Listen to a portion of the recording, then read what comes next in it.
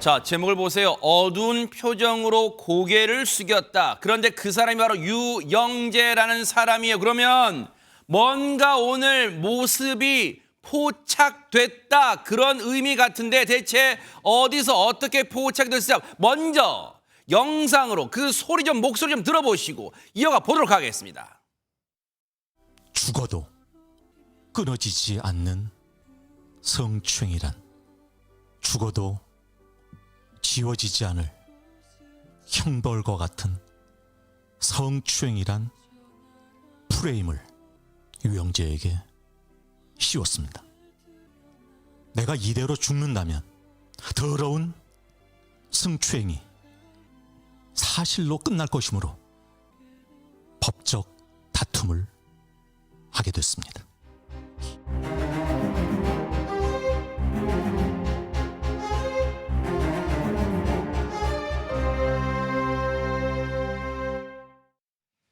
자, 지금 말미에 보여드린 저 사진, 바로 저 모습, 고개를 숙이고 어두운 표정의 저 사진, 유영재 씨가 오늘 포착됐다는 건데 이담 아나운서 저런 표정으로 어디를 향하고 있었습니까, 유영재 씨가? 네, 아까 유영재 씨 입으로 이야기했던 죽어도 끊어지지 않을 성추행 혐의라고 했잖아요. 아하. 성추행 프레임이라고 했는데 그 강제 추행과 관련해서 첫 공판에 출석하는 모습입니다. 아, 오늘요? 네, 아하, 오늘 네. 오전에 있었던 일이고요. 유영재 씨 지난 4월 22일에 선우은숙 친언니로부터 고소를 당하죠. 강제추행 혐의로 고소를 당하게 됩니다. 그리고는 한 나흘 뒤에 극심한 우울증 증세를 호소하면서 정신병원에 입원한 바 있었고요. 어허. 그 이후에요. 경찰 조사 단계에서 이것과 관련해서 혐의를 전면 부인해 왔습니다. 네. 그리고는 성폭력 범죄 처벌 등에 관한 특례법 위반, 그러니까 친족 관계에 의한 강제추행 혐의로 불구속 기소가 됐었고 네. 이와 관련해서 오늘 첫 공판이 열렸고 여기에 출석하는 모습이 지금 보시는 오른쪽 사진입니다. 아, 왼쪽 사진이 말씀해 주신 것처럼 지난 4월에 정신병원에 입원하는, 아마 지인이 찍어준 걸로 당시에 이제 보도가 됐어요. 정신병원에 들어가는 모습, 그때가 선운숙 씨 언니를 성추행했다는 그 혐의가, 의혹이, 당시는 의혹이었죠. 그 의혹이 알려지자마자 며칠 안 돼서 저렇게 정신병원에 입원하는 그 모습이 포착이 됐는데, 그런데 앞서 음성 들으셨죠? 스스로도 이번 사건을 더러운 성추행 그 혐의, 그 의혹이 사실로 끝나지 않게 하려고 기나긴 법적 다툼을 시작하겠다 했는데, 그러면 곰곰이 생각해보니까 전현 변호사님, 바로 오늘이 그 기나긴 싸움의 시작이라는 거예요. 유영재 씨 입장에서는 뭡니까? 그렇습니다. 첫 공판이니까 첫 재판으로 본격 접어들었다, 이렇게 쉽게 설명을 할 수 있겠는데요. 그런데 유영재 씨 표정을 보면 굉장히 본인으로서는 불만이 가득한 그런 표정을 갖고 있는 것으로 보입니다. 사실 재판에 출석하는 사람들을 보면 굉장히 반성한다 이런 표정이지만 그런 것 같지는 않고요. 네. 실제로 본인의 혐의에 대해서도 계속 부인한 것으로 전해지고 있습니다. 재판 과정에서 유영재 씨 측 법률 대리인도 공소 사실을 부인한다, 즉 인정할 수 없다라는 입장을 일관되게 밝힌 것으로 알려져 있고요.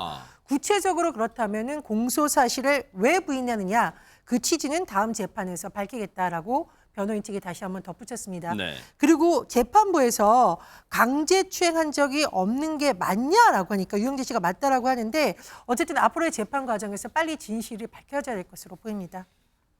유영재 씨는 경찰 조사 때와 마찬가지로, 그리고 검찰 조사에서 일관되게 그랬겠죠. 왜냐하면 이제 기소가 돼서 이제 법원에 선 거예요. 그런데 정말로 법정에서는 어떤 모습을 보였을지 선우은숙 씨 측 법률 대리인을 통하여 간접적으로 한번 들어봤습니다. 같이 한번 들어보시고 이어가 보도록 하겠습니다.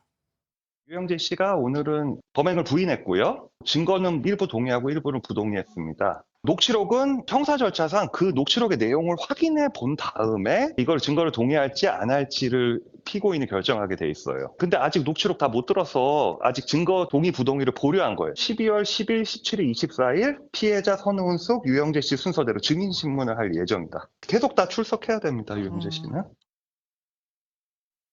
지금 선운숙 씨 측 법률 대리인 노종원 변호사를 통해서 상황을 들어봤는데, 사실 박성배 변호사님, 오늘 저희 제작진이 노정원 변호사와 이 전화를 했을 시점이 이 유영재 씨가 법정에 들어가는 모습이 포착된 그 사진이 공개된 시점과 거의 별 차이가 없었어요. 저희가 포착되자마자 이건 뭔가 오늘 법정에 선다면 이건 뭔가 취재를 해봐야겠다 해가지고 연락했는데 그때와 거의 비슷한 시각인데 전화를 했을 때 공판이 끝났다고 하더라고요. 그렇게 빨리 끝나요? 첫 재판이 비교적 일찍 종결된 것으로 보이는데 나름의 이유가 있습니다. 형사재판 첫 기일에는 공소사실 인부와 증거능력 동의 부동의 절차를 밟게 됩니다. 공소사실 인부는 말 그대로 범죄 혐의를 피고인이 인정하는지 부인하는지 진술하는 절차인데 인정할 경우에는 하루 만에 재판이 끝나기도 하고 부인할 경우에는 본격적으로 향후 재판 일정이 정해집니다.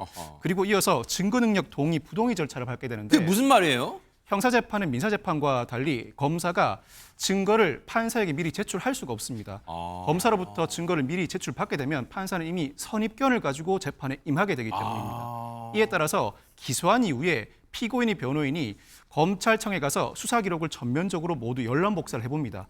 여러 증거들이 있는데 이 중에 동의할 증거와 부동의할 증거를 분류하게 되고 동의하는 증거는 비로소 검사가 판사에게 그 증거를 제출할 수 있습니다. 그렇지만 부동의할 경우에는 검사가 부동의한 증거의 원 진술자를 법정에 불러내야 하는데 예를 들면 수사 과정에서 작성된 피해자에 대한 진술 조서를 피고인의 변호인이 부동의하면 검사는 피해자를 법정에 증인으로 불러내야 합니다. 증인으로 출석한 피해자에게 본인이 진술한 대로 진술 조서가 작성되어 있음을 확인받아야 비로소 검사는 판사에게 증거를 제출할 수 있고 피해자가 출석한 기회에 피고인의 변호인이 반대 신문을 하면서 그 신빙성을 탄핵해 나가는 절차를 밟게 됩니다. 이 녹취록 동의 부동의를 보류했다는 의미는 녹취록을 피고인의 변호인이 제대로 들어보지 못해서 동의할지 부동의할지 결정하지 못했다는 의미이고 만약 피고인의 변호인이 녹취록을 부동의할 경우에는 검사는 원본 증거인 녹음 파일을 제출해야 하고 이 녹음 파일조차 부동의할 경우에는 녹음자를 불러내야 하는데 이 정도 절차까지 진행되는 경우는 극히 드뭅니다. 이렇게 부동의할 증거가 상당히 많거나 동의 부동의를 첫 기일에 모두 다 결정하지 못할 경우에는 재판부가 사건이 늘어질 수 있으니 그대로 내버려 두는 것이 아니라 다음 절차 기일은 어느 정도 정해두게 되는데 증거 동의 부동의가 모두 마무리되지 않았지만 다음 기일인 12월 10일에 피해자 증인 신문은 예정해둔 상태입니다. 근데 이 대목에서 이제 박주희 변호사님 이제 궁금한 게요.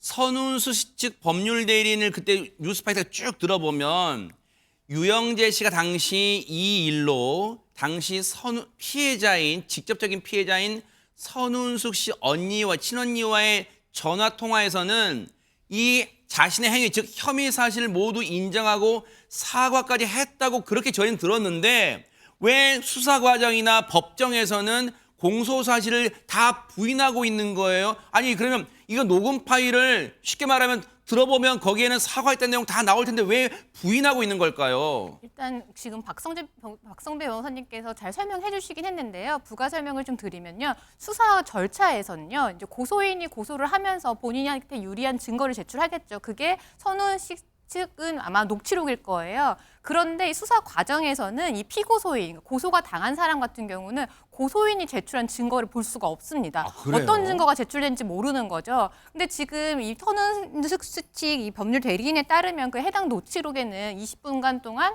이 선운숙 씨 언니와 이런 사실에 대해서 얘기를 했고 말씀하신 것처럼 유영재 씨가 사과를 했다는 내용이 있다라고 해요. 하지만 이제 이 녹취록이 어느 수위에서 이 녹음이 되었고 어느 정황에서 녹음이 되었는지 아직 모르는 상황, 변호사 같은 경우는 모르는 상황이기 때문에 이게 기소가 되어야지만 검찰이 가지고 있는 수사 기록에 대해서 열람 등사를 신청을 할 수가 있는 거거든요. 그래서 당시 녹취록은 있지만 지금 유영재 씨 측은 정확하게 들어보지 못했기 때문에 이게 지금 부인을 할 수 있는 상황인 건지 아니면은 이 부분에 대해서 들어보고 이거는 더 이상 혐의에 대해서 부인할 수 없는다. 이거는 기소에 대해서 동의를 해야 된다. 이런 판단이 아직 안 선 것 같습니다. 네.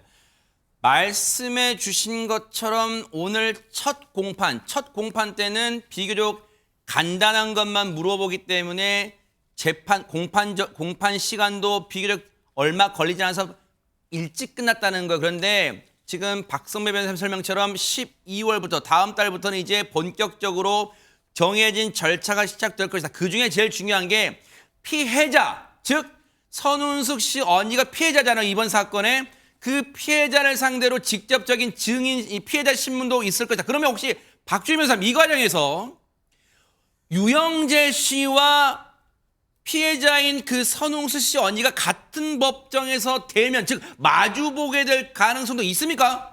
원칙은 재판이라는 거는 공개된 재판에서 대면을 해서 아마 진행하는 게 원칙입니다. 하지만 성범죄 사건 같은 경우는 성범죄 피해자가 만약에 피고인이 있는 자리에서 진술을 하는 게 굉장히 심리적인 위축이 될 수가 있겠죠. 그리고 2차 피해도 발생할 수 있고요. 그렇기 때문에 법에 따르면요. 성범죄 피해자 같은 경우는 비대면 하면서 증인을 그러니까 신문할 수 있도록 걸 신청을 할 수가 있습니다. 그래서 꼭 법정에서 이 증인 신문을 하지 않을 수도 있고요. 법정 밖에서, 그러니까 다른 뭔가 심리적으로 안정될 수 있는 장소에서 증인 신문도 충분히 가능하고요. 피고인이 없는 자리에서 신문하는 것도 가능합니다. 그래서 이런 피해자들의 심리적인 안정과 보호를 위해서 이 법에 따르면은 이런 부분에서 비대면할 수 있는 부분이 있기 때문에 아마 선우은 씨나 아니면 그 언니는 아마 이 부분에 대해서 비대면 신문을 아마 신청을 할 것 같습니다. 근데 우리가 이제 말씀을 나눈 사이에 우리 최진영 변호사님도 합류를 하셨는데 최진영 변호사님께 궁금한 게 있어요. 자,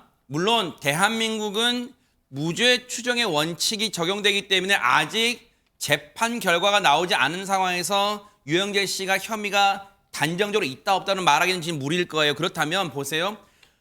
유영재 씨 입장에서 생각해 보면 자신이 지금 보세요. 성추행이란 더러운 프레임에 씌워져 있다고 늘 그 음성에서 얘기를 했잖아요. 그러면 유영재 씨 입장에서는 자신이 무죄 또는 결백함을 입증할 만한 반전 카드, 뭐 결정적인 거 그런 게 지금 쥐고 있다는 걸까요? 좀 어떻게 우리가 해석해 볼 수 있는 거예요, 이 상황을? 기본적으로 유죄의 입증 책임은 검찰에 있습니다. 그렇기 때문에 박 변호사님 두 분이 말씀하신 것처럼 이제 그 유영재 씨 같은 경우에는 본인이 무죄란 것을 카드를 낼 수도 있고 그것보다는 피해자인 이 그 선운식 씨의 누님 언니에 대한 진술을 탄핵하는 것이죠.